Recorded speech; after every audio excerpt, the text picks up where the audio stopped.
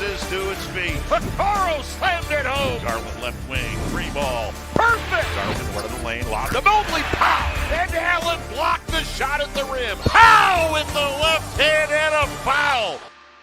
Welcome to the Chase Down Podcast, part of the Cavs Media family. I'm your host, Justin Rowan. The Chase Down is presented by Fubo TV.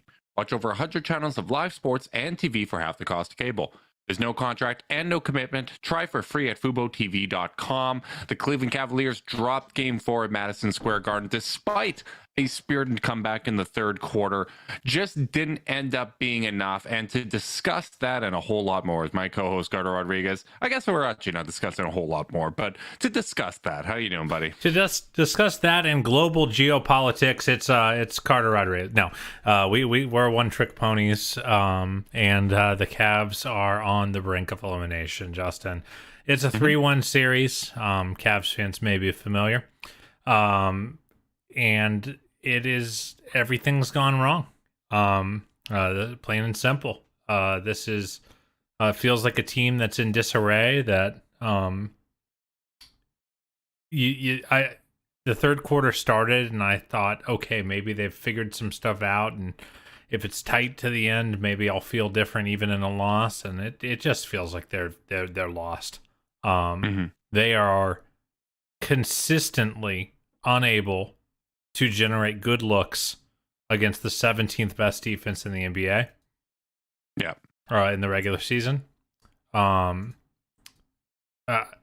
their bigs are getting pushed around still. 5 games in. Gosh, I cannot math.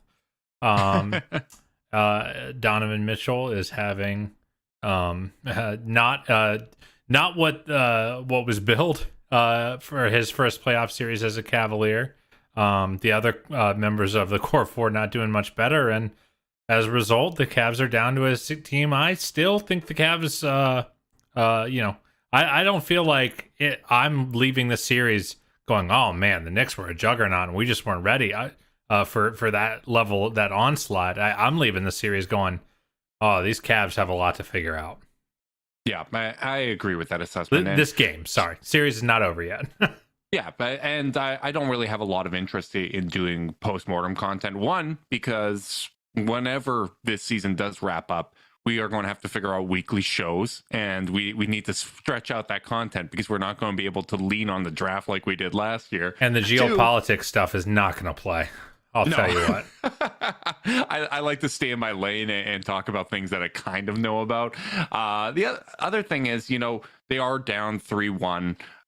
Usually it's not an easy thing to come back down from 3-1. Not often that the team with 3 games left has 2 games at home. So I guess that would be a positive spin you could put on this. But you're right. The Cavs haven't played up to their level. And I think we do got to give some credit to the Knicks.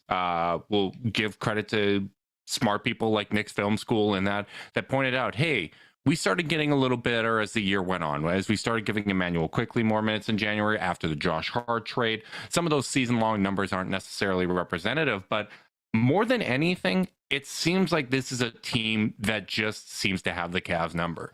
3 of the 5 lowest scoring games that the Cavs have had this season have happened at Madison Square Garden, including 2 in this playoff series. And even outside of that, it's been a team that they have struggled to score against.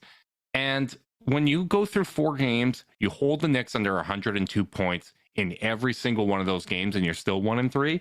That's really tough. And what I think it comes down to is, as you said, just the inability to generate offense. They found a bit of a groove in the second quarter where the Knicks had Brunson on Garland. They made the adjustment that we mentioned after game 2, which was having Jared Allen come up as the screener a little bit more and have him operate in those spots. And that generated good offense, but then the Knicks countered by putting RJ Barrett onto Garland, taking Julius Randle out of the game. Hartenstein came out and played really great fundamental ball. Right. And he, as we've mentioned before, he's more capable of coming up and defending in space, defending at the level. So that made those actions a whole lot harder. And once that was taken away, it was very difficult for them to get anything else going, especially with Donovan Mitchell struggling to the extent that he did. Yeah. It has just been, it just feels like the Knicks have more answers. And part of that is they got more players, I think this is a time for me to eat a little humble pie, saying like, hey, playoffs are not one with depth, but they are one with good depth, and then the Knicks have good depth. They have been able to say, RJ, not your night. You're going to play a few less minutes, or Josh Hart, very much your night. Get out there. They can bench Julius Randle, and it's not a problem. Like, the problem that the Cavs have is they're so reliant on their top four to be helpful, and their top four haven't been helpful the whole series. You're lucky to get 3 of the 4 that are having good games at a time, and when Evan Mobley picks up his 5th foul,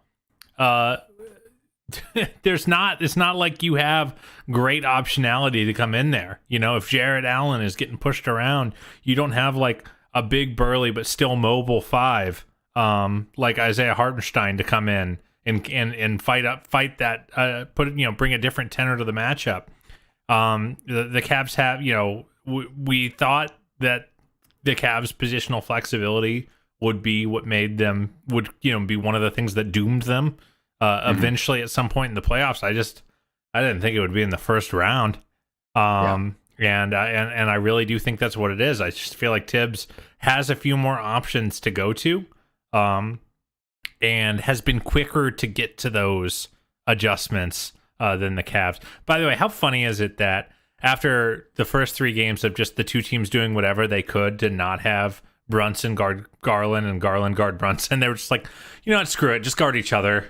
I don't know why, because I don't think it was a good choice for either coach, but somehow they landed on it. But Tibbs, was able to pull the ripcord, and Barrett had another awesome game despite not shooting well. 0 for 6 from 3, 8 of 13 from the free throw line.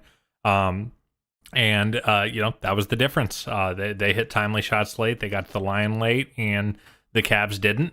Again, they stalled out. I think the Cavs got okay looks in the 4th, but Donnie post game talked about it. He liked the shots he got. I'm like, 4 3-point attempts and like another 12 middies. Yeah. Like, do we really like that shot diet? I'm not sure I like it. Yeah, and it's tough. So for the series, Mitchell's averaging 22 points per game. He's shooting about 43% from the floor, 30% from 3, and 67% from the free throw line, right?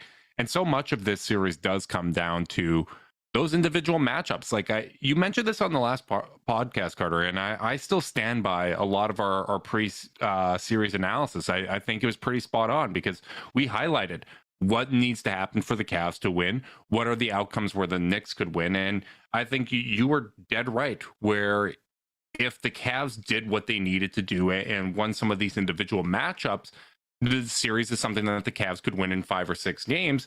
And you said, I felt it was more likely that the Knicks win in 5 or 6 games if those matchups are going the opposite direction, right? Like if Mitchell Robinson outplays Jarrett Allen, which he has to the series. Frankly, Mitchell Robinson's probably outplayed Evan Mobley overall to this series, although best big in the series. Best big in the series.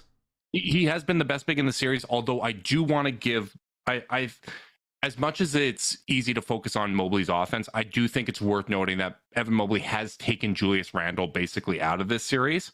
Like, Randle has not been effective in any way, shape, or form to the degree that Nick Tibbs benched him in this game. But Mobley has done such a terrific job on Randle that deserves being mentioned. But overall, I do think Mitchell Robinson's overall impact has been just outstanding in this series. And there are games where Hartenstein's been better than Robinson. Yes. So, absolutely. Come on. You can't lose. I don't know. At some point, we can talk about all the context that surrounds it.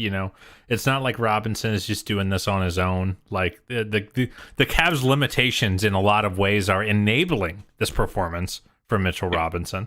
And there's been games in this series where Robinson or Hartenstein aren't necessarily dominant on the glass, but because the Knicks have such good positional defenders at every other position as well, they make up for it, right? And Josh Hart rebounded the hell out of the basketball again in this game. I think this was a game where it was good news that Josh Hart got the start. Obviously they don't love missing Grimes, but I just feel like, we spend a lot of time talking about physicality in this series, Justin. We talk about the way that the Knicks are beating the Cavs up on the offensive glass. I don't think we're talking enough about the way that their physicality at the point of attack and off ball actions is messing everything up. The Cavs cannot get get movement on a set going for their life. How many times have we seen kind of that clump form around the nail, where they're trying to run a pin down and they're just getting grabbed and held and chipped and they just can't move.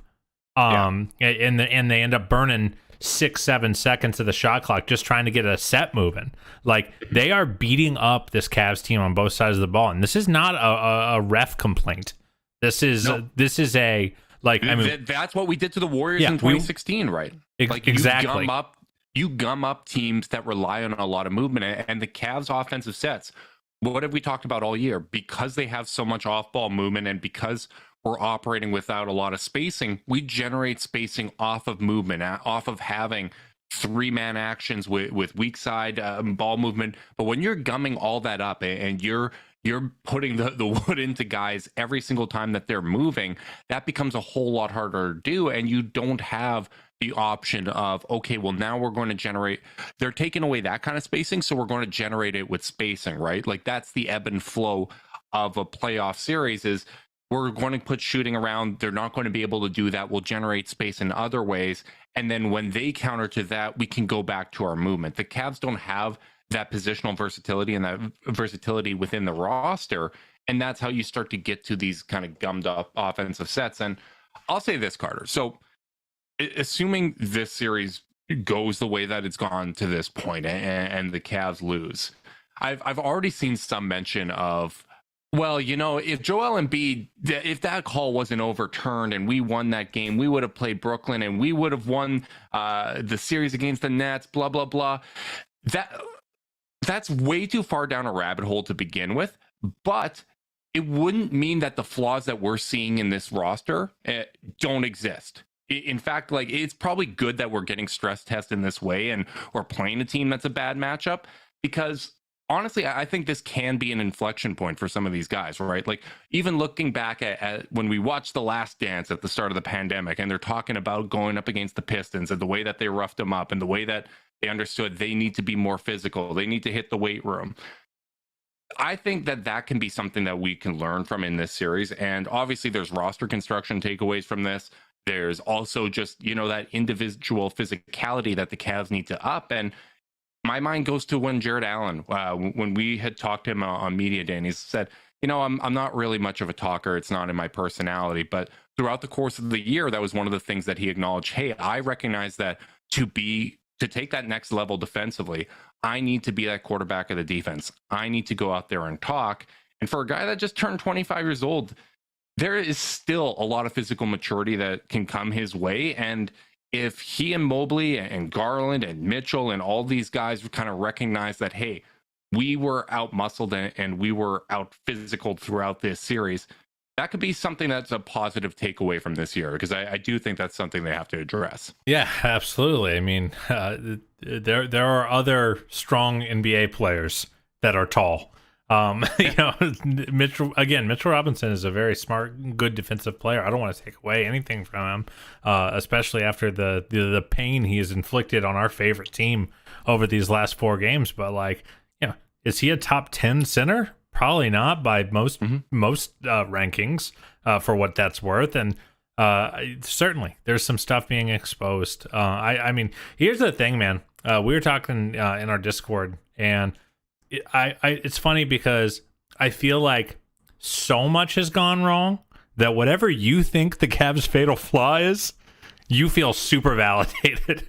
If you're worried about a small backcourt getting roughed up, buddy, I got tape for you. If you're worried about Jared Allen not being able to be a physical presence against other physical presences, buddy, I got tape for you. If you're worried about the 2 big lineup not having enough spacing, I got tape for you. If you're worried about JB not having a great hand on the rotations, I got a few minutes that I can call out. And it's so frustrating to me that so much has gone wrong because it's so stinking hard to diagnose.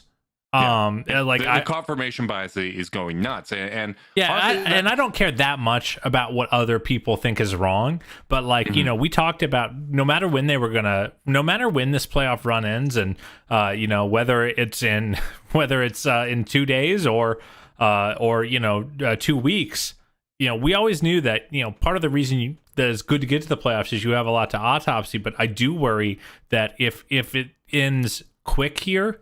If we get to Wednesday and the Knicks manage to close this thing out in Cleveland, it's almost hard to evaluate what is the priority, because it's such chicken or the egg stuff.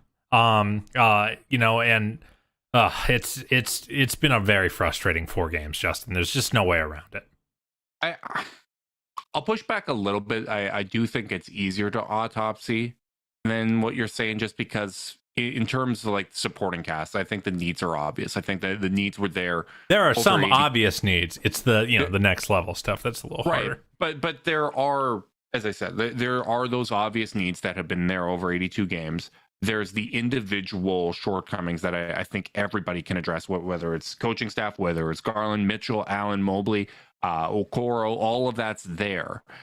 And I mean, we don't have to fix everything by game 1 of last season, but if everyone focuses on their own individual parts, I think you can start off next year on a good foot. And I still think that this is a really fantastic foundation that's in place. Like I'm not Absolutely. freaking out in terms of long-term vision, but I agree. Like it is disappointing, but at the same time, it is almost comforting in some ways that this isn't what a lot of kind of national people, the national people that did have Cavs doubts, I think a lot of the consensus was it was going to be a Donovan Mitchell averages 40 points and he turns and says, y'all lost if the Cavs lost, right? Like, oh, you know what? Like, don't have to worry about that after tonight. I did my part and you guys didn't hold your end. Well, after game 1, it kind of felt like it was going to, like, you saw that script starting to write itself, right? Right, absolutely, and they got even louder after that point. But even in game 1, I felt like, start of game 1, game 3, game 4, those are the situations where you expect the guy with the most experience to say, hey, I'm going to carry a load to start these minutes, calm everybody else down, recognize that, hey, I got this, and then everything else can fall into place. And that wasn't the case. Like, he got off to a slow start even in game 1. Obviously, we've had 2 bad Garland games. We've had Mobley struggle. We've had Allen struggle. I know you and I are not big fans of Ricky seeing minutes in here. And again, it's one of those weird spots where game 3, it was a net 0. They won the Ricky minutes today, but I'm not a huge fan of the process. Like, I think there's absolutely something for everybody in this series, and to look back on and say, we could have done this better. So I think now is the time to talk rotation stuff, because frankly, I'm a little befuddled. They found some lineups that really worked in game 2, and it just feels like they changed before they needed to. Yeah, it was like pre-adjusting. And like, I feel like if there's one thing JB Bickerstaff needs to take away from the series, if I'm whispering in his ear, which he would say, screw off. You are a podcaster, but if I were, also have to get on a footstool, even as a tall gentleman yourself. He's a very tall man. However, what I would say is like, hey, like have that in your back pocket ready, but like you don't need to like preordain it. This is just so not a Ricky series, and I feel like the Knicks ran like yes, Ricky was +2 in his 6 minutes.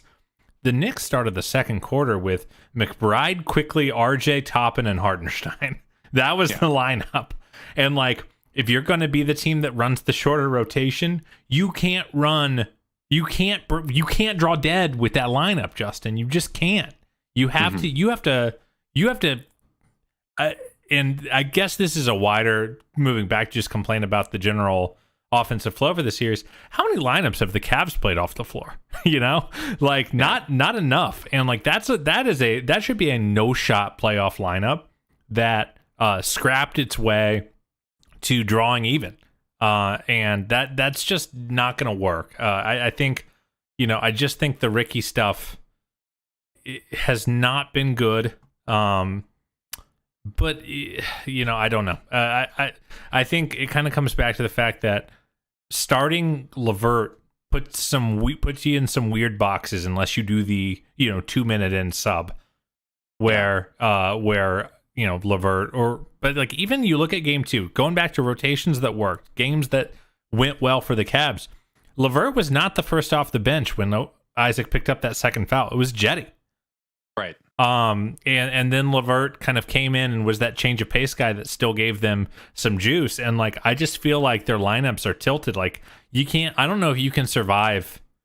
Like, I don't know if you can win this series if you're going to play Okoro and Rubio on the floor at the same time. Those are the kind of lineups that just make you go, huh?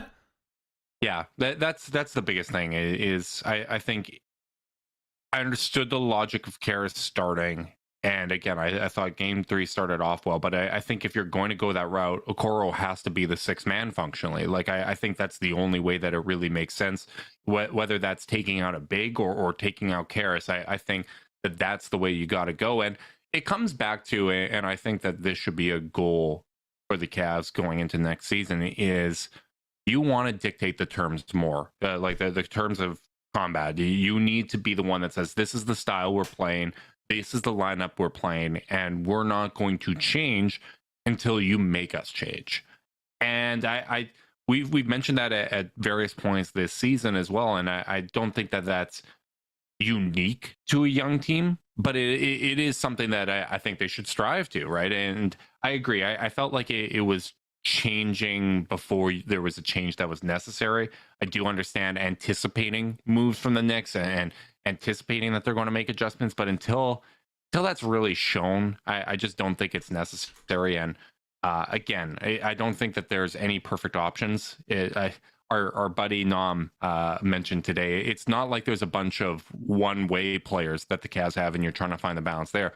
A lot of times it's kind of like one skill players, right? Like where they have one thing that they're really bringing to the table, and it's tough to find that flow. It's tough to find that rhythm, and a lot of this would make more sense if Dean Wade was the Dean Wade prior to the shoulder injury, right? Like that would be really helpful. You get more spacing for Karras. If Okoro's not coming off of 3 missed weeks and some knee soreness that's clearly still bugging him, like that's probably helpful as well. But I will say, going into game 5, I'd kind of like to go back to the Okoro starting lineup and just say, okay, this has been the lineup that has been so good for us this year. This is our starting identity. Let's just go out the way that we've gone through this season. And really, like, the thing about game 5 is when you're down 3-1, you got to just compartmentalize everything and just focus it one at a time. You have to think game 5 is our night where we're going to show our pride. We're going to show our toughness. We're not going to go out in 5. We're not going to let this be a gentleman's sweep. We're at least forcing them to go back home. Then you hope game 6, hey, that's a game maybe Donovan Mitchell goes out and steals that one in Madison Square Garden that we thought was there, right? And if you can do that, you get to the game 7 where anything can happen, right? But I think it all starts. You have to just focus on game 5. And I think getting back to the identity, having Isaac Okoro play more minutes, if only for the reason that it becomes maybe you get a little bit more film and a little more to evaluate, because as you said, it is going to be tough to evaluate kind of strengths and weaknesses when we have so many points of failure within this series. But just getting Isaac those minutes, because you do have extension considerations with Okoro. That's one of the many decisions you have to make. So I'd like to see him out there. And frankly, I think Isaac Okoro played really well in both game 3 and game 4 for the minutes he got. He's one of the only guys that played well in both MSG games. And I think that's worth mentioning for a guy that there's been so many questions about. Is he going to be ready for the playoff moment? Yeah, I think he was a little out of control, a little more in game 3 than he was in game 4. But game 4 had a couple nice finishes, just missed a couple threes. And like, listen, he's going to miss threes sometimes. You're going to have some 1-for-5s. But I think he did enough to kind of mess up what the Knicks were doing. And I think there's a reason he's been positive in this series. And again, and like, I don't know how you feel about this, but like, and it doesn't seem like it's going to happen, but I just feel like you got to start him for game 5. Mhm. Like, go back to a rotational plan that you had in mind for game 2 when you blew the door off the Knicks. You know, Yeah. a lot of really smart basketball people watched that game and said, "Oh, the Cavs figured something out. This could be one of those watershed games." And you know, and just I think they went away from so much of what worked for them over the course of these last 2 games that, like, there's a reason they're down 3-1. It's not just execution. There is some schematic failure here that they need to overcome. Yeah, and I just think Jalen Brunson's looking too comfortable with anybody other than Isaac Okoro out there. Like, I thought Okoro did a very good job on him, and I feel like that's the best foot to put forward. And when your season's on the line, it's the best foot to put forward. In my Absolutely. I was just looking through some lineup data, and fun fact of looking at 4-man groupings, the Cavs' 5 most played 4-man groupings all have a positive net rating. Oh my god. The core 4 are plus 5.9. The core 4 minus Mobley plus LeVert are plus 2.9. The LeVert, Mitchell, Allen, Mobley plus 4.4. LeVert, Mitchell, Garland, Mobley 14.3. Yeah. Looking at 5-man lineups, their most played lineup is their starters 53 minutes. They're plus 10.1. It has just been, it's just been these stretches of just complete, like they just can't get a freaking bucket. And again, like I've been thinking about, I had this thought today just while I was stewing post game, that if the Knicks do end up winning this series, I kind of wonder if Brunson's going to have the exact same numbers against the Bucks, and people will go, what's wrong with Brunson? Brunson's not good enough. I see what you're saying. Like, because like when you're giving up 125, then these numbers don't look so special. I mean, Donnie had 38 in game 1, and I thought it felt good but not insane, because of the efficiency and where those shots were coming from. So I just feel like this is such a problem to be solved on the offensive end of the ball. Like, you can be as frustrated as you want about defensive rebounding, and brother, I am, but like you gotta score, man. You just gotta find ways to loosen things up. And like, do you think they have enough to figure out something schematically? They do get 2 days off. They do go back home. Like, what do you think they do? Is it just a steady diet of, get Jalen onto either Donnie or Darius? And by the way, they have not successfully gotten switches with Donnie. No. And I'm sorry to divert, but that was something I was noticing is I feel like they've been able to force switches with Darius into advantageous positions so much better than with Donovan. And I feel like every Donovan possession is just going into Josh Hart's chest. And I feel like they just can't loosen him up. Like, so what do you do? What do you do if you're JB Bickerstaff, if you're this Cavaliers team? Man, it's a tough question. I do think the fact that we don't know or don't really have good ideas is scary hours, man. Yeah, I mean, I'm not trying to sit here. I don't think we're ever trying to sit here and just act like know-it-alls and say, "Oh yeah, there's obvious solutions." There's stuff to try though. I do think, I do think the ball needs to start in Darius's hand, and I think I would try to have whichever big Mitchell Robinson is guarding come up and screen for Garland. Try to get him in space. Try to get him up there, and if he's playing drop, have Garland take those shots. If he's not, take advantage of that and get some ball movement with the bigs. I just think the offense looks at its best when Garland's starting the initiation and Donnie's there as a release valve and someone that maybe you're running some pick and pop with him, even, and do those 3-man horn sets. Like, I think that there's things that you can do there, but really, with all the problem solving, I think it's just get back to what you do best. Start with your normal starting lineup and try to take advantage of some of these matchups. Yeah, I think that's fair. Justin, how many Cavaliers are shooting better than 35% in this series? From three. From three? Is it just Garland? It is just Garland. He's at 42.9. How many players are shooting better than 30% from three in this series for the Cavaliers? 4? 3. Darius at 42.9. Donnie at 34.5. Karras at 30.4. 34.5?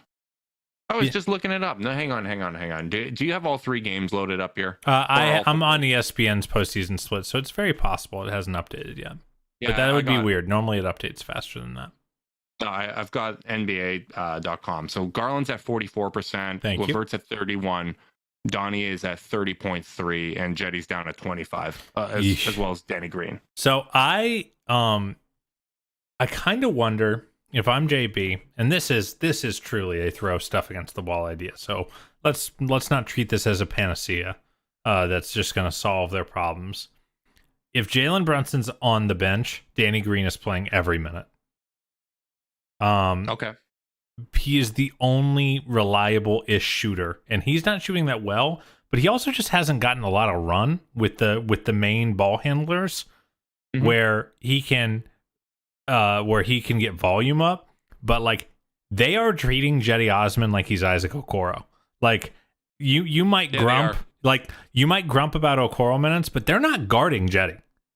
Yeah. They're not guarding Ricky. And that was part of my argument to begin with, which is when Garland, Mitchell, Mobley, and Allen are so potent when they're working together, you are going to cheat. You're going to cheat off that fifth man. You are going to have that guy tag the roller and try to blow up those actions no matter what, because it is just always going to be better than the alternative. We saw teams do that with the LeBron Cavs and leaving J.R. Smith to take away other options and other actions that work better. It's just going to happen. So I agree with that, Carter. Yeah, and like ultimately, I think, especially since Darius, I think, is our former Fear the Sword colleague Mike Zavagno is like really upset with having Darius guard Brunson. That has not matched my eye test. I think he's done okay. Like Brunson's gotten his. Brunson's gotten his. I think that falls into the confirmation bias folder on that one. Maybe a little bit. Either way, like that isn't my experience. I don't want to. I haven't looked at. Yeah. What I'm saying is like he might be right, and maybe the numbers say something different. But like just looking at it, I feel like Darius has done an okay job.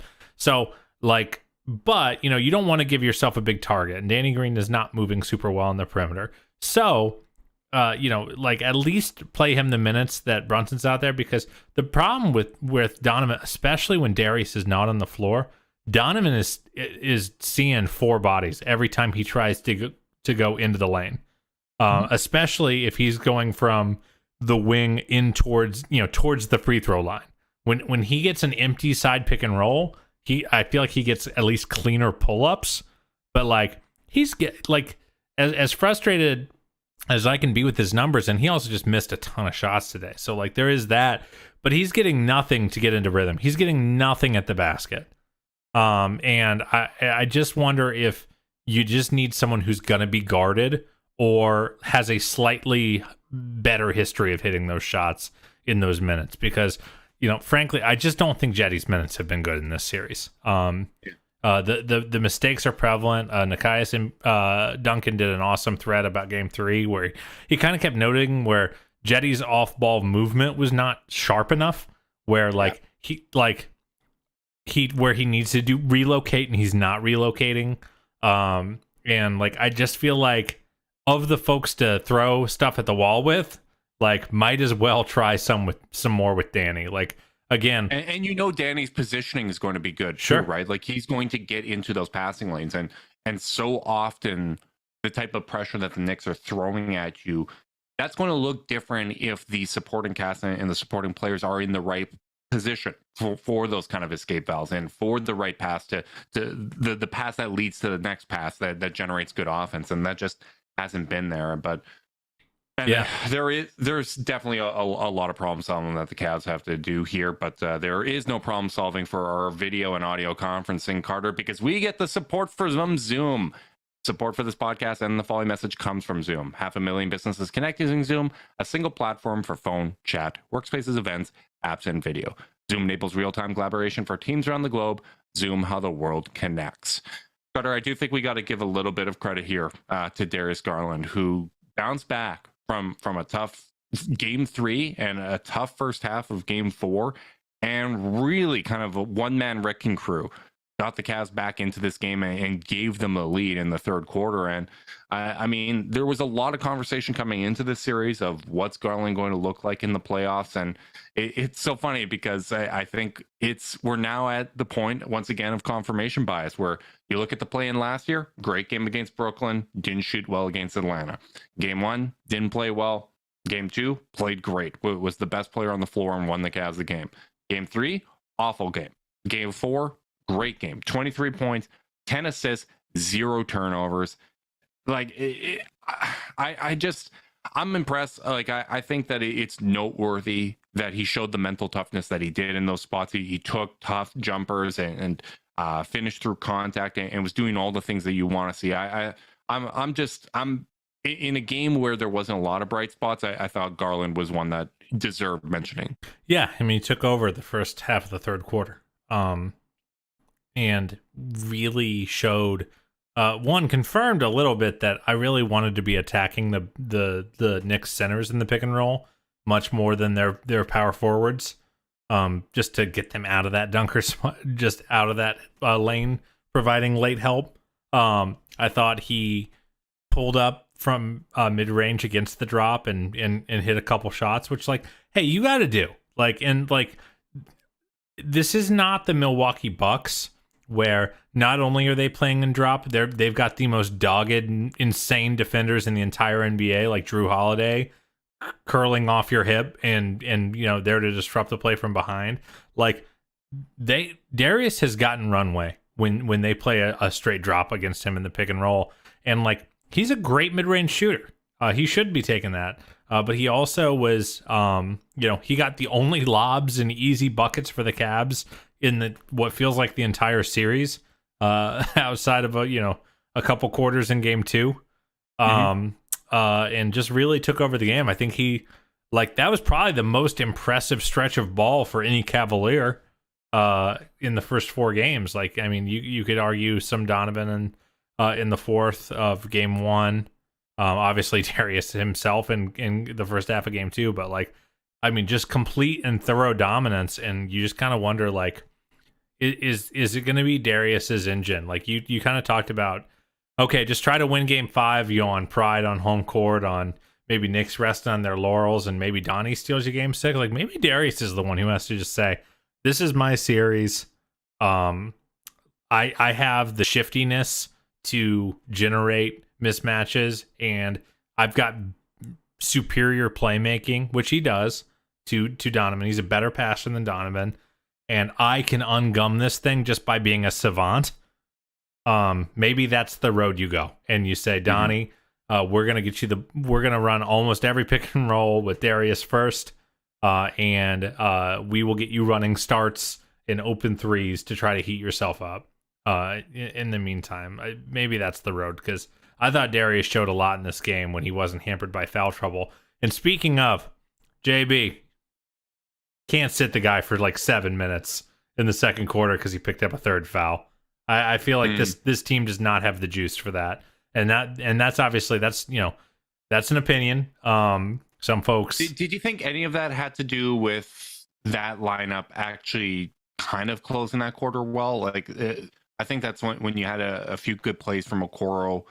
That's because there was one time where DG was actually coming up to the scorer's table to check back in, and then he came back out, or came back to the bench, because the Cavs got a couple consecutive buckets, and I think it was kind of managing the situation as you go. Do you think that kind of played into it? Maybe, but I also think he wasn't going back out there, unless things were really going off the rails, not just maintaining. But maybe I'm wrong. Who knows? But I feel like he did kind of show some real control. Another player that deserves a little bit of love. It's so funny. The guy I was the hardest on all season, Karis LeVert. I think he's been one of the bright spots for the Cavs in this series. Like, if you were to tell me that the Cavs in 3 of their 4 games would get 24, 17, and 14 from Karras on moderate to reasonable efficiency, decent playmaking, not a crazy amount of turnovers. Like, I'd be like, oh, great, we got no problems. And like, I feel like, you know, I've seen quite a bit of irritation with from certain sects of Cavs Twitter about, oh, you know, how can you not make a move at the deadline? Like, we knew this was coming. And I feel like that fair. There were a lot of teams that added help, including the Knicks. A lot of teams who used bevies of second round picks to add help, by the way, that the Cavs did have access to. But I feel like for most of the names that we heard, like, it was going to cost a Karras. And like, there's times in the series where I'm like, what would we do without Karras LeVert out here? As a playmaking release valve, as a two-way player, one of the only two-way players on the floor for the Cavs in this series. You know, so like, I feel like he deserves some credit, and like, that is the one guy that like I thought was going to be a problem, that I think has really earned his keep, and like, I feel like I owe him a little bit of an apology. Yeah, I think that's mostly fair. I think he's done about what you would expect, and it's just like, more than anything, it's been the core. And I guess for you and I were both on the side that we would have liked to see a move at the deadline, right? Part of that's, you know, transactions are fun, new toys are fun, but yeah, and we felt that the shooting need was obvious. But at the same time, you can also look at the series and look at the way Mobley struggled offensively. Look at the way Garland struggled at times. Mitchell struggled. Allen struggled. And it's hard to be like, man, we were just 4 second-round picks for Rui Hachimura away from like blowing the doors off of this series. Like, the gap was a little bigger than I realized in terms of how they're playing. And I mean, looking at the way that Donovan Mitchell played in these 2 MSG games, 16.5 points, 10 assists, 12 turnovers, 38% from the floor, 2 of 12 from 3. Like, it's not what you would have expected from this spot at all. Yeah, I mean, Donnie's got 88 points on 78 shots in this series. Yeah. That is not what you need. And obviously, game 2 was probably, you know, was not a high scoring game, but, you know, a very good game for him as a playmaker. So I don't want to take that away from him, but like, this is the 5th highest scorer in NBA playoff history. And he's averaging 22 points a game.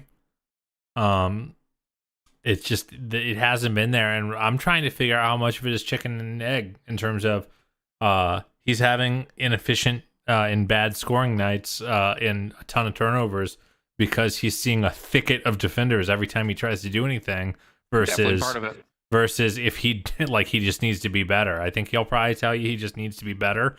And there's certainly something to that. But yeah, it's just it hasn't been what you want to see. And like, the 3-point shooting is especially like, come on, because he's getting so many good. He's getting free throw shoot. He's getting so many good looks, and they're just not dropping. And it's like, that was never the book on Donovan Mitchell. Even if you were a Donnie skeptic going into the season, you were like, yeah, but he's at least going to hit like open threes and cook as a scorer. It's not happening right now, and it gets really hard. Maybe that's one of those spots of, unfortunately, playoffs are a small sample size, and it's something that would normalize, or whatever the case may be. Like, this dude scored 40 points 4 games in a row, and then in game 1 scored 38, and then. Like, I really expected, when that Garland run happened in the third quarter, I was like, the most exciting part about this run, other than the fact that we took the lead, is I feel like this is going to open up things for Donovan Mitchell. And they did for a minute. And it just wasn't, he didn't capitalize. Like, he didn't have a point in the second half until late in the fourth quarter. It was just very, very surprising that those opportunities weren't capitalized on. And I mean, so much of this, like you said, people are going to pick and choose whatever they thought was the issue coming in.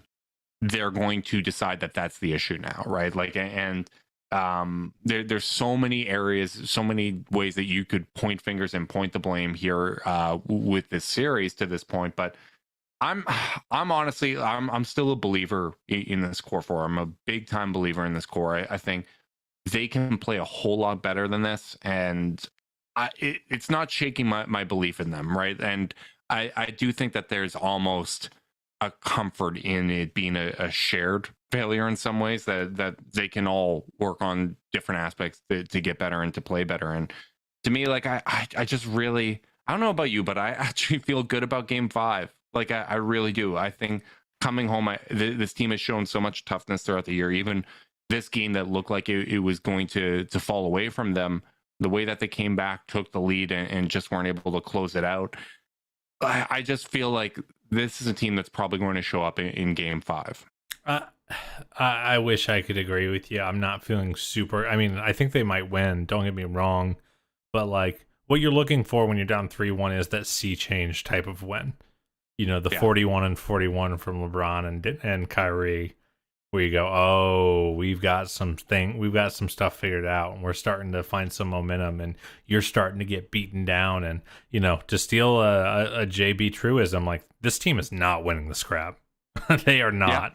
Yeah. They are getting one more efforted to death by the New York Knicks. And that's on every single indie effort that you would expect from this team. And that's something that they can absolutely change. Like, if you want to talk about adjustments and problem solving, like, dial that up and leave it all on the court for game 5. Because if you don't, you're not getting a game 6. Yeah, I think that is the positive. Is like, okay, Cavs, I checked, I believe their net rating per NBA.com for the series is minus 3.7. They're not getting blown off the floor. Yeah. You know, the defense has been better than it was for the season. Like, it's actually funny. I've seen people point at the Cavs D rating, and they're like, I don't want to hear about D rating ever again. I'm like, the Knicks haven't scored more than 102. The Cavs D rating is better than it is from the season. If you want to point at something, look at the offensive rating. That would be what you would point to, right? Which again leads to people that have already decided what their takeaway from this series was going to be before it even happened. For sure. And so, you know, I think if you want to go positive, and you want to say, oh, well, they should figure something out. Like, I don't think Donnie's going to keep playing this bad, or, you know, but he might, but like, looking over I don't think moving forward, like, I don't expect, oh, this is just what you're getting from Donovan Mitchell. I don't expect that. So if that's the case, then, you know, you have a couple days to find some stuff and see if you can open some things up. JB and the staff can evaluate to, you know, a cool 96 minutes of horrific game tape, and ideally find some new stuff. And if you do find a way to unlock Donovan, and Darius continues to figure out his way through this series, because once you get to game 6 and 7, adjustment time is over. You know, like, it is straight up like, who's going to execute better, knowing that we both know everything about each other. And if the Cavs can keep the series up long enough to find themselves, then, you know, I'll give them a shot against just about anyone in, you know, one-off game situations. But, like, it just has looked so ugly. They look kind of, to me, and, like, Cavs fans are not going to like this. They look to me kind of like the Warriors looked at the end of game 6, where they're like, can you guys stop? Can you leave us alone? Can you stop hitting us and beating us up? And like, they're gonna have to dig and find some kind of physical response that lets them kind of retake control of their own destiny, because every second of this series, barring a few quarters in game 2, I feel like have been played on Knicks terms. Yeah. No, I completely agree. And I mean, the reality of the situation is, this is a team that, as we said, they went out there and they earned increased expectations, and increased expectations are going to come with increased criticisms. Like, we can't sit here and get mad if people are upset or showing doubts about what this Cavs team is. I would guess that the Cavaliers are upset. Yeah, there's probably nobody more angry than every single person in that locker room. I can guarantee you that, right? Like that's the way sports work. The reason why I'm not losing my mind is I do think that this is a Cavs team that's shown, and an organization that's shown, that it doesn't overreact to outside pressure. If they overreacted to outside pressure, this team never would have been built, because there was so much criticism every step of the way. And I think I'm still a big time believer in this core. I don't think that we're going to see knee-jerk reactions that takes away what's made this year special, but playoff failures are instructive. And if that's what this ends up being, it's going to be instructive, and then the conversation is going to shift to, like you like to say, Carter, what lessons you take away from it, what lessons you take away from this year. But in terms of the heart and soul of this team, I don't think it's going anywhere. People may pick and choose and assign blame, and there's honestly, like, you're probably in a situation now, Carter, where to a lot of people, it doesn't matter what the Cavs do over the next 12 months. It's only going to matter what they see in April. And if that's the way you want to view things, that's certainly fair. But I'm interested to see how they respond in this moment, and I'm interested to see how they respond this offseason throughout next year. And that's the meat and potatoes of dealing with a young team that's trying to improve and trying to get back up to that mountaintop. I'll tell you what, I'll be real disappointed if on Wednesday night this series is over, because this is the classic game that teams that are at least of equal quality should the home team down 2 games, fighting for their lives, the other team knowing that they can get back to their home court and close it out in front of their fans.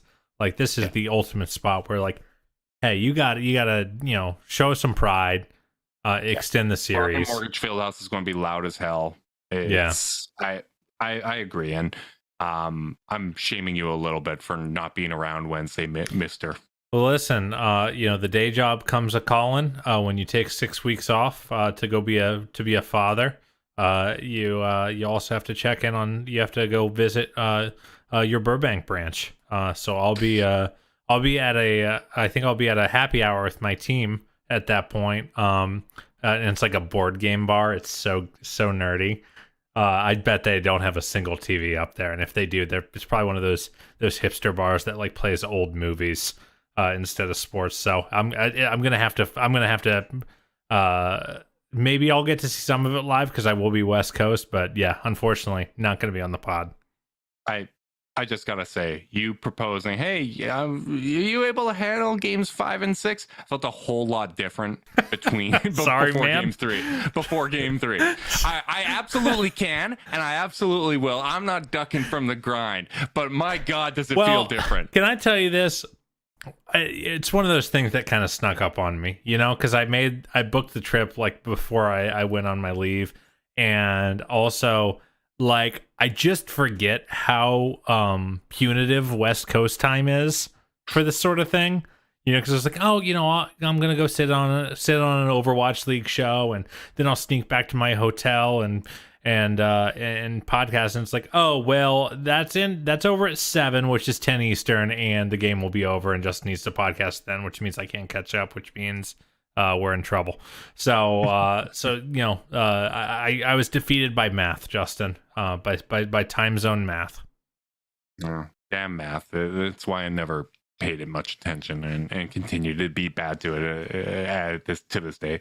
But you know what? I'll still be here. I still believe. Let's go get game 5. Let's put the pressure back on New York to close it out at home. And if they don't, things will get weird. So I'm rooting for that. But the math, like you said, it's not in the Cavs' favor at this point. But we've seen comebacks like this before, and I refuse to do a post-mortem until it's actually happened. So big thanks to everyone that tuned in live. Well, obviously wish that it was under better circumstances, but we appreciate you guys sticking with us anyways. If you're watching live on YouTube, make sure you like and subscribe. Click notification bell so you know when we're going live. If you want to support us via podcast, leave us a rating, leave a review, subscribe, unsubscribe, and help cook those books. If you want to be part of the Chase Down's exclusive Discord chat, send a screenshot of that review to chasedownpod@gmail.com. However you choose to support us, we really do appreciate it. Make sure you guys are staying safe out there. Until next time, go Cavs.